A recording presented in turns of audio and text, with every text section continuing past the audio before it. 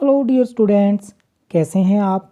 EVS या पर्यावरण अध्ययन की क्लास में आपका स्वागत है।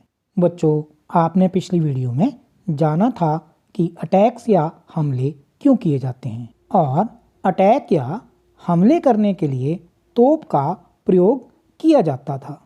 बच्चों, चलो बताओ, इस तोप को किस धातु से बनाया जाता था।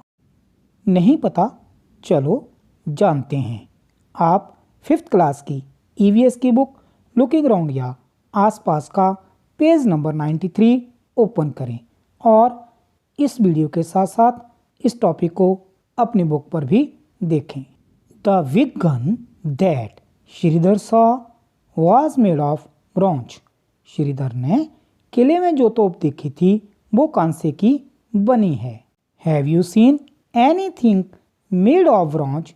व्हाट? तुमने कभी कांसे की कोई चीज देखी है क्या? बच्चों, जैसे सोना चांदी या लोहा एक धातु है, वैसे ही कांसा भी एक धातु है। बच्चों, कांसे के बर्तन भी बनाए जाते हैं, जैसा कि आप अपनी स्क्रीन पर देख रहे हैं। Tribal people have been using bronze to make many things since thousands of years.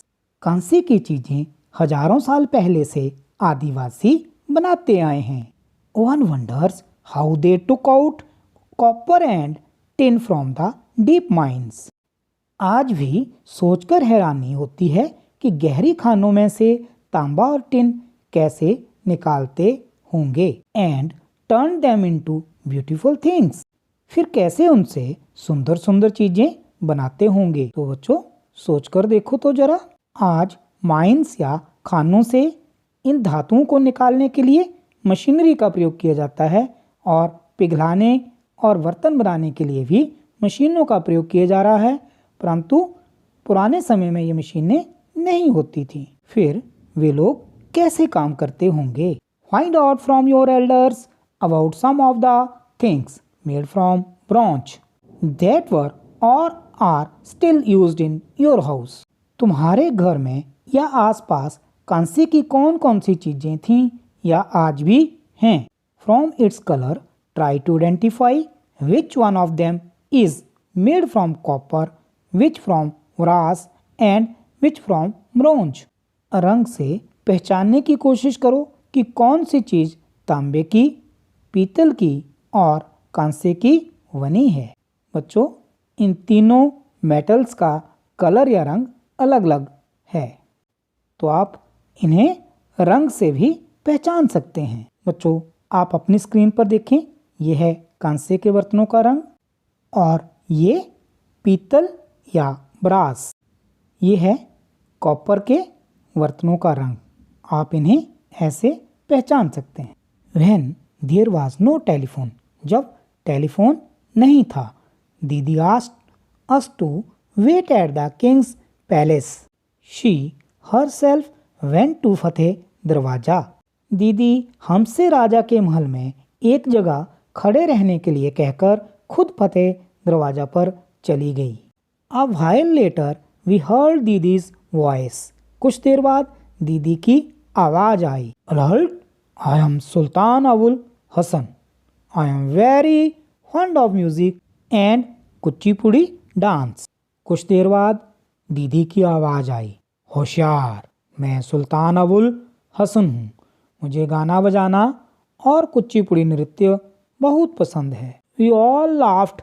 We were surprised how दीदीज voice could be heard from so far. हमें बहुत हंसी आई, लेकिन हम हैरान भी थे कि दीदी की आवाज इतनी दूर तक पहुंची कैसे। She later told us that if you stand at Fateh Darwaza, whatever you speak can be heard at the king's palace। बाद में उन्होंने बताया कि फतेह दरवाजे पर खड़े होकर कुछ भी बोलने तो राजा के महल में यहाँ सुनाई देता है। बच्चों, ये कैसे हुआ? अगर आप जानना चाहते हैं तो आप पहाड़ पर खड़े होकर आवाज़ लगाएं। आप देखेंगे कि आपकी आवाज़ गूंजेगी और वो दूसरी जगह सुनाई देगी। अरेंजमेंट्स फॉर वाटर, पानी का इंतजाम। The picture shown here is made after seeing a very old painting of those times. यह चित्र उस जमाने की बहुत पुरानी पेंटिंग को देखकर बनाया गया है. Can you think why wolves have been used here? सोचो वैलों का इस्तेमाल क्यों हो रहा है. Use your hand movement to show in which direction the drum attached to the rod moves when the wolves move.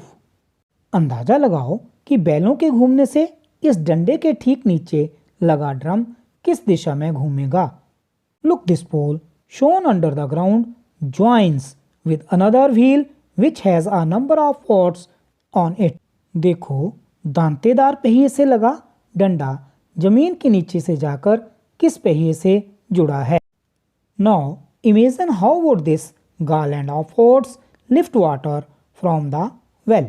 वेलों के घूमने से डिब्बों की माला पानी को कैसे ऊपर चढ़ाती है. बच्चों जब इस व्हील या पहिए से लगा हुआ खाली डिब्बा नीचे जाता है तो पानी से भर जाता है और ऊपर आकर वो खाली हो जाता है जैसे कि आप इस चित्र में देख रहे हैं. Do you know get some idea about how the tanks could have been filled by lifting water from the well.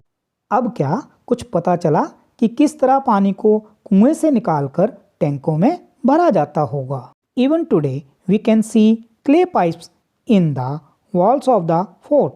आज भी हमें किले की दीवार में मिट्टी के पाइप दिखते हैं. इस चित्र में इन पाइप्स को देख सकते हैं. इन्हीं के जरिए महल में जगह जगह पानी पहुंचाया जाता होगा. आपको पानी के इंतजाम की जानकारी मिली. आप इस पूरी जानकारी को अपनी कॉपी पर लिखें.